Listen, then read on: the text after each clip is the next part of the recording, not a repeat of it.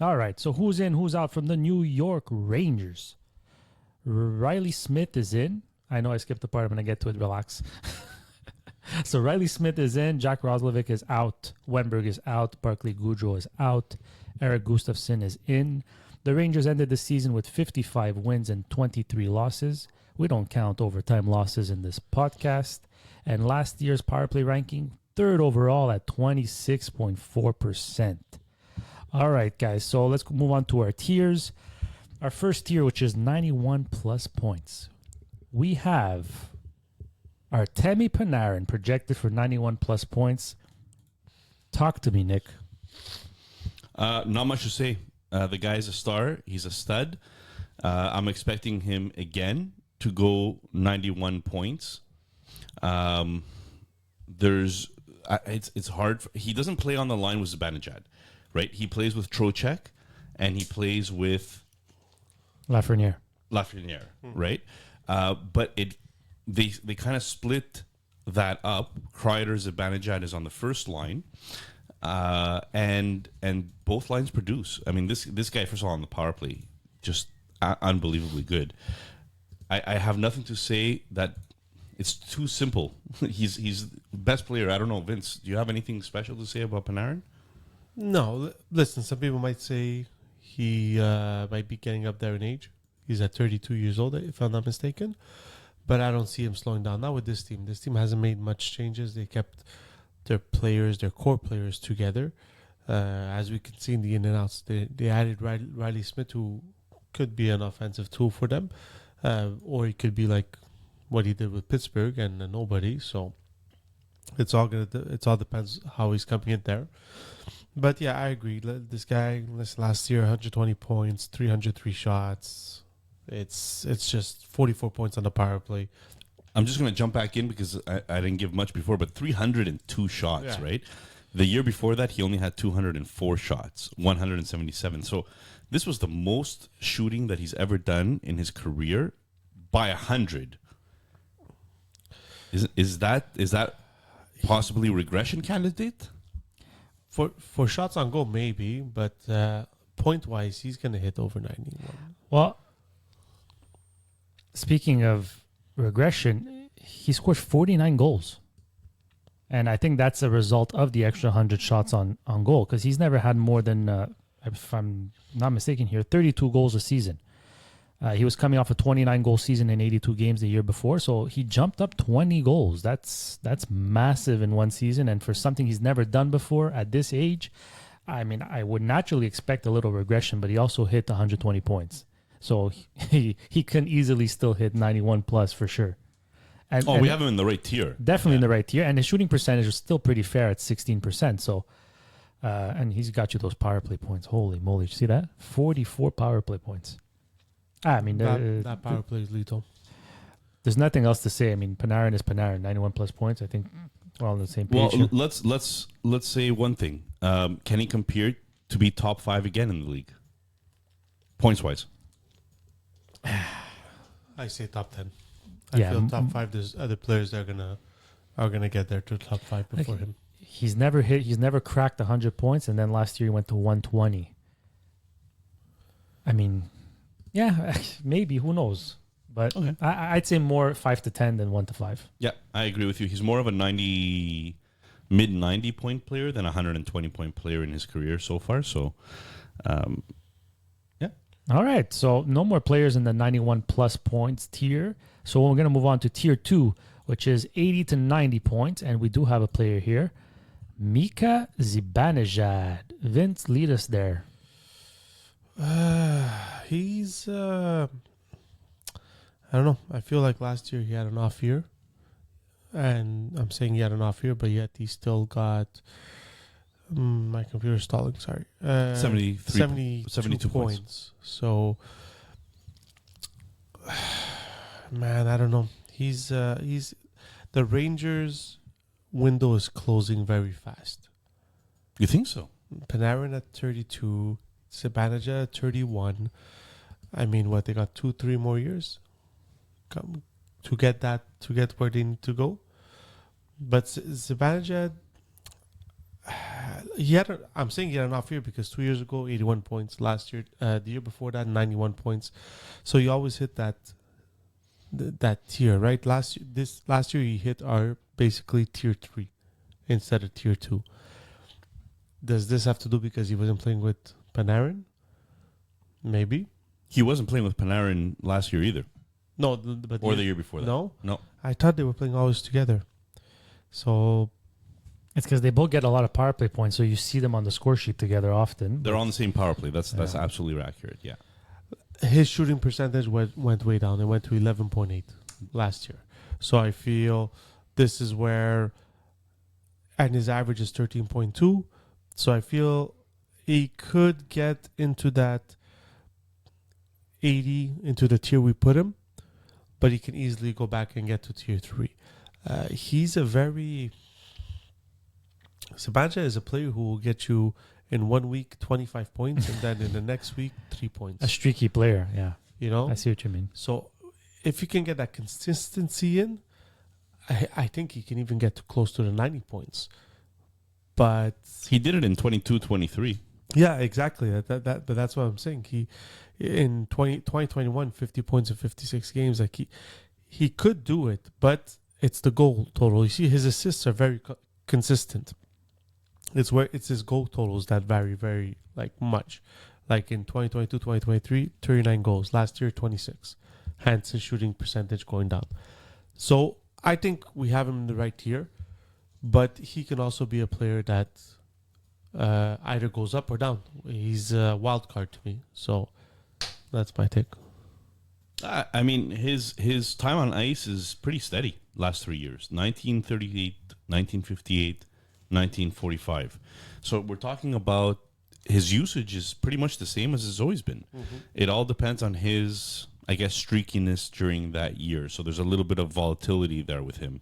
But between 70 to 90 points is possible. That's a big gap, obviously.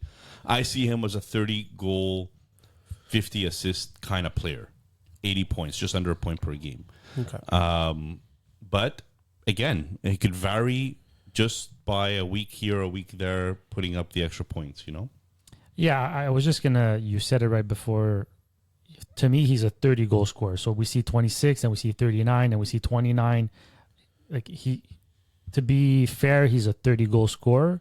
And like Nick said, a point per game, I think that could be, I won't say his ceiling because he's on a team that has a great power play, and a great power play usually leads to more goals, obviously. So that increases your point production as well. So if they keep the power play as efficient as it is, he could hit that maybe 90-point mark if he stays healthy 82 games. And in fairness, in terms of health, 81, 82, and 81 games played in the last 3 seasons. Can't ask for better than that. That part's consistent. And last thing before we move on to the next player, he also plays shorthanded. And last year he had 6 shorthanded points. That's a nice bonus to have. All right. Moving on to the next tier, because Zibanejad was the only one we had in tier 2. Tier 3 is a little bit more crowded. Let's start with the first player. One-time 50-goal scorer. That's for you, Tony. Chris Kreider. We expect 70 to 79 points, Nick? Well, 33 years old, and he's still signed until I think he's 39, if I'm not mistaken.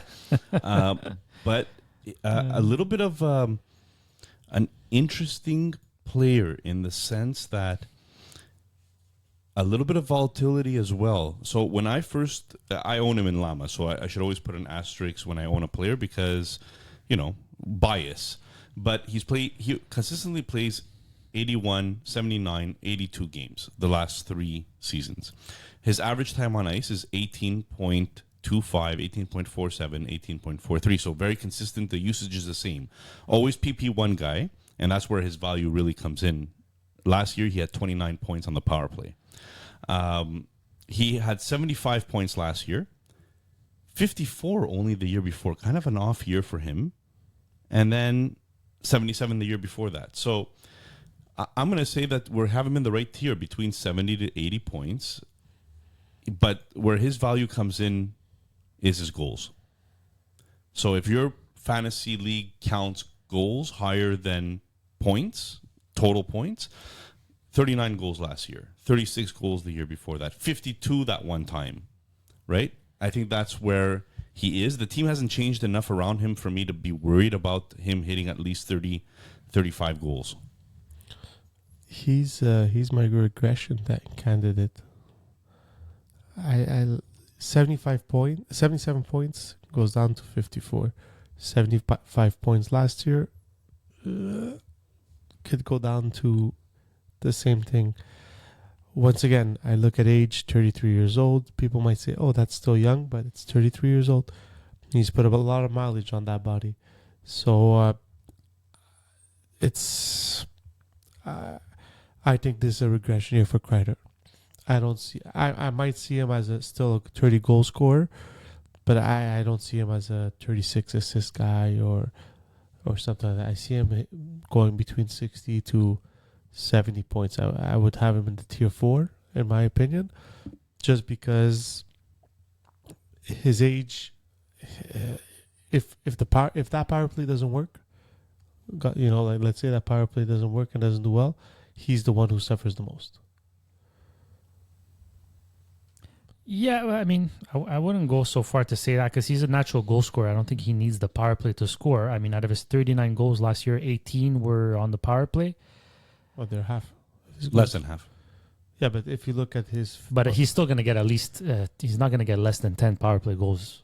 I don't think you're going to think he's going to regress that much. No, but like if you look when he scored 52 goals, 26 goals were on the power play. And but the year after that, he scored 36 goals and only 8 were on the power play. So... Yeah, I mean, his shooting percentage stayed the same. Yeah, I think he's a tough player to gauge because he does fluctuate from one year to the other, except for his goal totals. Like, I think it's safe to assume he'll get 35 goals. I said 30 goals. I see the 30 goals coming to him next year. I just don't see the high ratio assists going to him. And look, until there's competition on the power play, I don't see him losing that spot anywhere. Oh, we'll talk about a player who I think is going to be his competition. And look, last year he was on the line with Zibanejad and Wheeler, or Zibanejad and Kako. You know, like that third piece wasn't always very, very good. Who's the third? They didn't really add anyone this year. I don't see anyone. Smith. Yeah, I mean, we'll see. He's like a two-way. Well, yeah, He's in the same boat as the other two guys you just named. I mean, that's it. I think it's a tit for tat there, but I don't think there's a player ready to make the jump from the minors. Like Gabe Perreault, I don't think is ready yet. So he's not top line minutes. Anyways, look, not to get too carried away here. Like Nick said, his value is his goals. So you're almost guaranteed 35 goals, and last year on top of that, 7 of them game winners.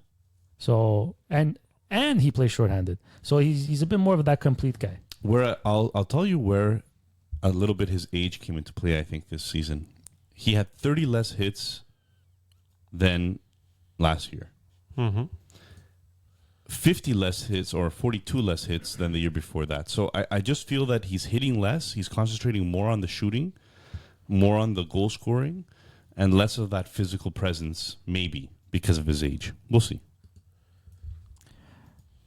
Time will tell. All right, moving on to the next guy in that tier. A number 1 defenseman, Adam Fox. All right, Vince, you take the lead here. Came off a 17 goal and... sorry about that. Yeah, 17 goal, 56 assists. And 73 points in 72 games. So he's coming off a point per game pace. Yeah, he's Mr. Consistent. 2021, 2022, 74 points. 2022, 2023, 72 points. 2023, 2024, 73 points. So you kind of can't, he's going to hit that. He might even hit the 80 points. He's hitting his prime. 26 years old, my friends. So he's hitting his prime, and there's nothing to say about Adam Fox. He's a number 1 defenseman. He's their guy in the backhand. He'll play power play 1. He'll play their minutes, and I think there's only progression in his future. So we have him between 70 and 79. We do. Yeah, but he can be easily one of the guys that hits the 80s and has a season like Bouchard did or something like that.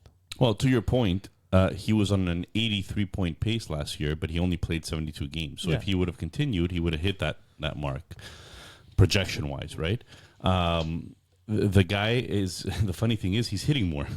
He's at 44 hits now, 25 the year before that, 30 the year before that, and his shooting percentage increased a bit this year, but he's a stud. I mean, let's not kid ourselves. Number one power play guy. He's plays 23 minutes a night. That's huge. He used to play 24 minutes a night, and they had to cut him back a bit, I think. So he is on a great team, and he's the number one power play guy on that great team. Hard to argue that he's not belonging in this tier. Probably in the next one too. So for a guy who's only been in the league for 5 years, his point per game pace at 82 games in his career is already 77. Only 5 years in the league. Well, that's average the last 3 years, by the way. No, 1, 2, 3, 4, 5 years here. If you're looking at 77, Oh, it's just yes, 3 year it's the last average. 3 years. Okay, His career is 71, which is not that 71. much It's still a difference. 70.3, Yeah. right? That's wild. Anyways, the last thing I'll add, because I mean, like you guys said, when players are this good and this consistent, it's hard to really talk about too much. Yeah. Because they are who they are. Everyone sees it. The one thing I'm just recently starting to pay attention to, because in the Dauber Prospect Reports league, it's a head-to-head category league, and there's points for best for a ratio of takeaway giveaway. Yes. So for a guy who plays 24 minutes a game, handles the puck because he starts the offense from the back, he has 47 takeaways over 33 giveaways. That's really impressive. I don't think like we can fathom someone doing that with that much puck on his stick and that many minutes played. That's like very, very impressive. I mean, other than that, you guys said what there had to be said. Number one defenseman in my books. And lastly, in tier 3, which is 70 to 79 points. A nice reminder there. Nick, tell us about Vincent Trocheck, because I know Vince has a lot to say about him. I want you to start. Well, Trocheck is a guy that I never gave much respect to. And not because he's not a good player, but because I would look at his points and say, okay, well, he had 63 in 2022-23, 51 before that, 43 before that. The guy is 31 years old now. How is it the last 1, 2, 3, 4, 5, 6 years, his point has just been increasing and increasing? Like he's getting better with age, like a good wine.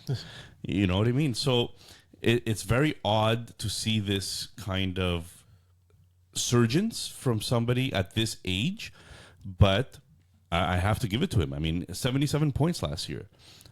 Playing, again, we said it, he plays with Panarin mostly. 21 minutes of ice time last year. His minutes on ice the last 3 years keep increasing. So he has a role on this team. I thought Hedo would maybe cut into that ice time a bit, but with Hedo's injuries lately, hasn't been the case. Hedo's clearly not where Trocheck is right now, and they're a win-now team, like you said. They have a few years ahead of them with a window. I think the window is longer than that because Shesterkin is still young. Lafreniere is going to be going up. There's going to be people replacing these guys, but either way, I have to give respect where it's due.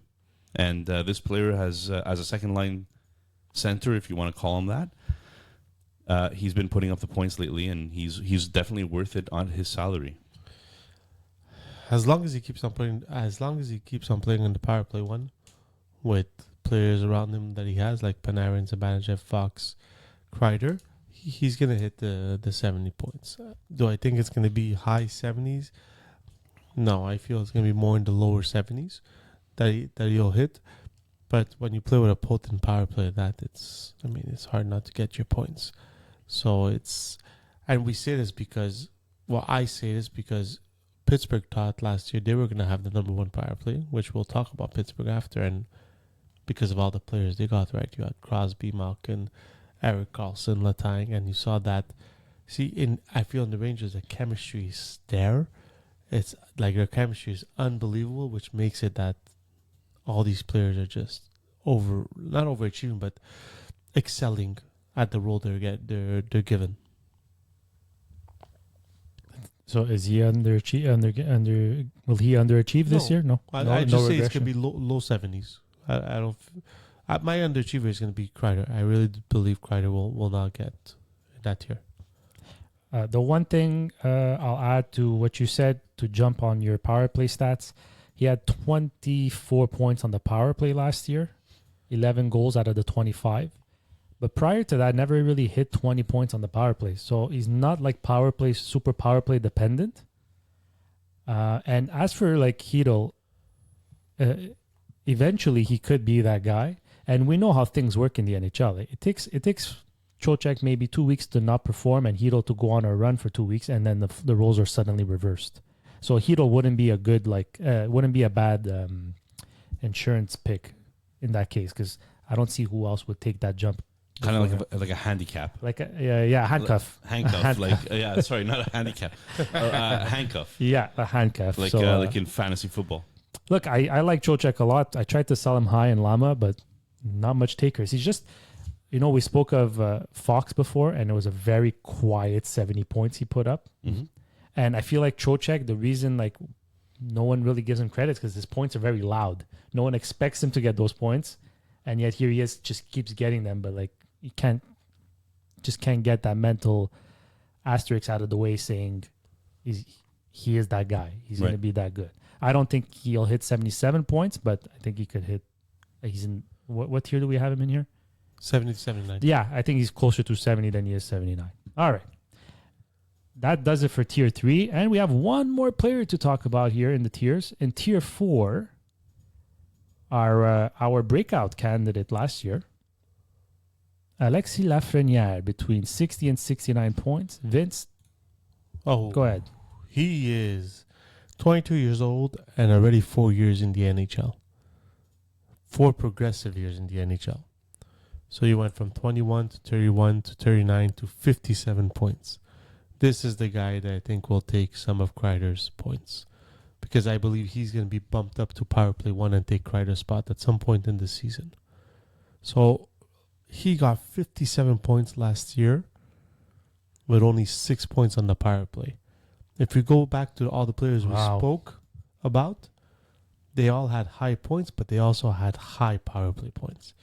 So because I feel he's going to be taking over Kreider's spot on the PP1, not all the time, but sometimes, and at the end of the day, most of the time, if he succeeds, he is my candidate to hit in the 70 to 79 next year. Wow. I'll disagree with you completely, and I'll tell you why. Go ahead.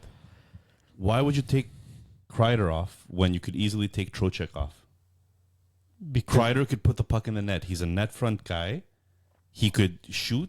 He could score. He's done it. 36 goals, 30, 39, 50 goals. who's your center? What do you mean? You have Zibanejad's already there. Yeah, but he plays next to Fox.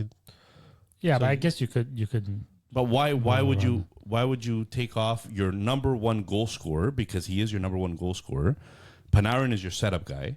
Fox is your setup guy. You have 2 great setup guys there.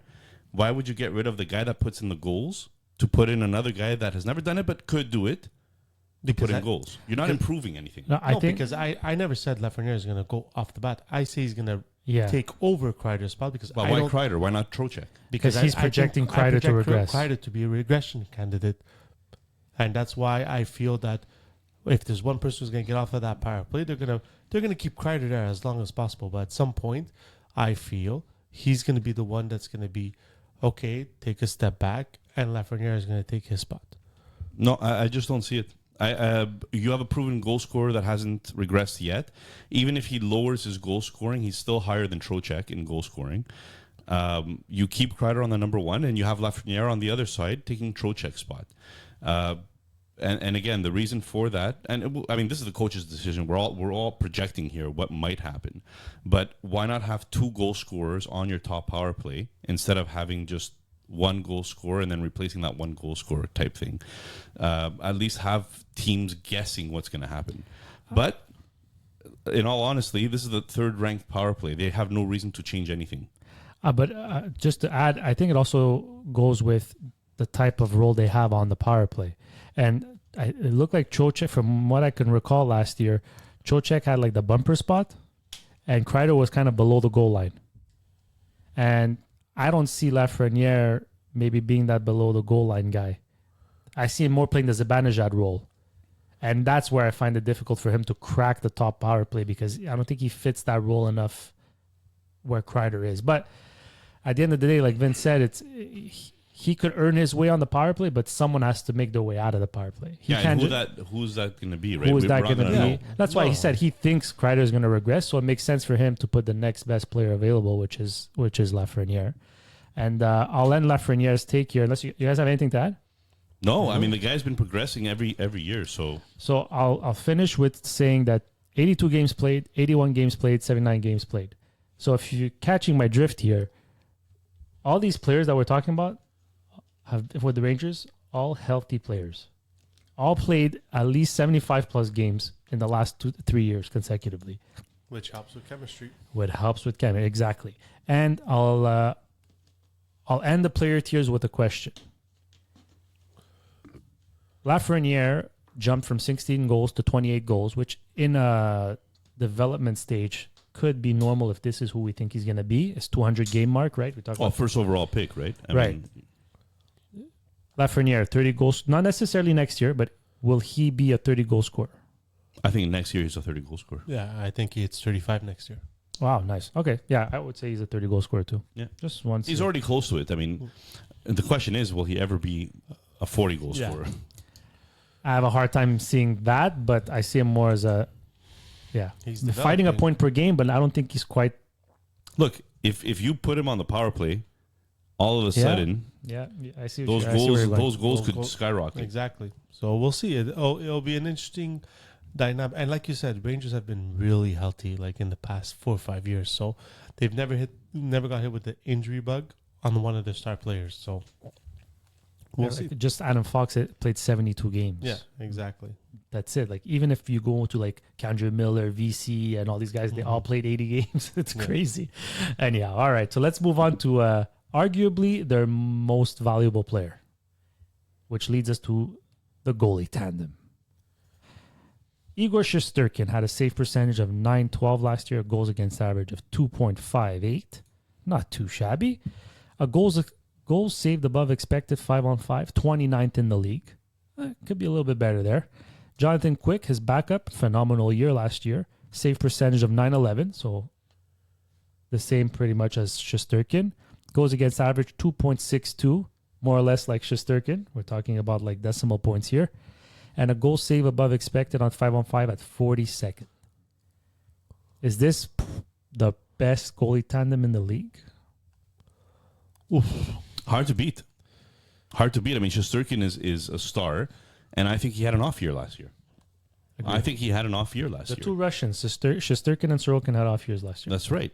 His goal save above expected was nothing to write home about. His goal save above average decreased from 44 to 21 to 15 last year. So quality start percentage decreased from 69 to 60 to 58. You know what I mean? Like, so I think that he had an off year last year, not just the save percentage, not just the goals against average. And I think there's a bounce back person here. So it's scary to say that. It's scary to say that. But Shesterkin might actually have taken over from Vasilevsky as the best goaltender in the league. I think Vasilevsky, with his injury problems, has that tier 1 kind of lowered a bit. And we're seeing Shesterkin as that valuable. Oh yeah, I like, and it's sad, not sad, but it's scary to say Rangers won 55 games and their goalie had an off year. Like Shesterkin this year will have a Hellebuck year. He will be in that Vezina conversation, if not run away with the Vezina next year. He's got something to prove because of last year's numbers. And I agree with Nick 100%. He's, to me, the best goalie in the NHL right now. Ottinger had a off year last year. Hellebuck had a great year. Yeah. Guys, let's not take anything away from Hellebuck. But I just want to say that because Shesterkin had an off year, because Ottinger had an off year, because Vasilevsky missed time recovering from injuries, Hellebuck pretty much was the only person maybe Saros, right? Yeah, he just started off bad, so he started off slow, Saros, which But how scary does this make the New York Rangers? You could be looking at your Vezina winner next year. well, That's what I exactly. believe. And look, like you said, Shesterkin. We're talking about Shesterkin on an off year, and the Rangers were 8th in goals for in the league and 7th best goals against. So despite his off year, they still were 7th best goals against. And I think that we deserve to give a lot of credit here to Jonathan Quick.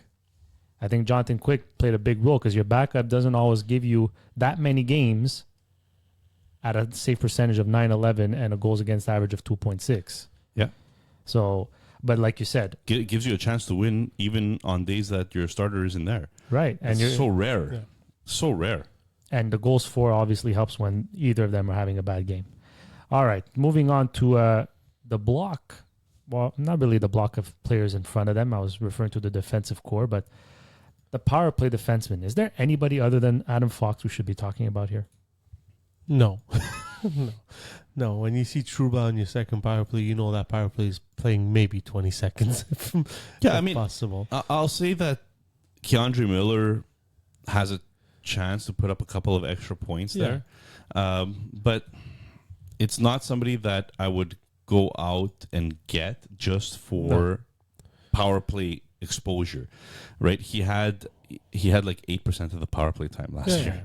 You know what I mean? And he only had one power play point last year. So he's not the guy. Trouba it's a little bit weird that like Trouba was I don't know how this relationship is going to work. That they tried to trade him and then he didn't want to get traded. he didn't want to get traded, but even him, he only had one power play point last year. So this is Fox's whole it's Fox. The Rangers do what Pittsburgh does, what a lot of teams do, and they play their first power play 1 minute and a half if they can to 1 minute and 45 seconds a power play. So I mean, it is Fox, and that's it. But Gustafsson isn't even there this year. That's right. So they lost Gustafsson. He only had 9 power play points last year. Total of 31 total points. So, I mean, we're not. I just don't see anybody else being relevant. Sorry, excuse me. Anybody else being relevant? No. Yeah, I was gonna say other than Gustafsson last year, Trouba and Miller were the only other defensemen to get a point, and they only got 1 point each. Yeah. So it's Fox all the way. I mean, and if he gets injured, they're in trouble. They're in big trouble if he gets injured. Yeah. Well, injuries haven't hit this team at all. So No, exactly. but that's why, and they're not deep though. That's the impressive part. But they didn't have to worry about that for the next 5 years. So for the last 5 years, sorry. Yeah. All right, moving on to the prospects, those that eventually will fill that void of injuries, if ever they get any. Let's start with Gabe Perreault. They have, okay, I'll list them all, and then you guys can talk about who you think is the most prominent or who stands out the most. So we have Gabe Perreault, Othman, Brett Berard, and Adam Sikora. Am I missing anyone here? I mean, Gabe Perreault, I think, is obviously the most prolific. Most talented, most prolific for sure. I do see Gabe Perreault not making the NHL for a couple more years, if I'm not mistaken, right? Like he's still very young. I don't know. Othman, actually, I own Othman. Sorry, so I could mention Othman as well. Is a player that's supposed to be a middle sixer that could break that top 6 mold. In my books, I don't know why, but I always found Othman is the perfect replacement for Kreider when Kreider retires. So he might be getting a cup of coffee soon in the NHL, but I don't think he's going to be fantasy relevant this year. But long-term plan there. Gabe Perreault, so talented, so talented. But probably a few years away from being fantasy relevant. In a keeper league, you absolutely want to keep Gabe Perreault. Yeah, same thing. I also feel Ottoman could be the replacement for Kreider.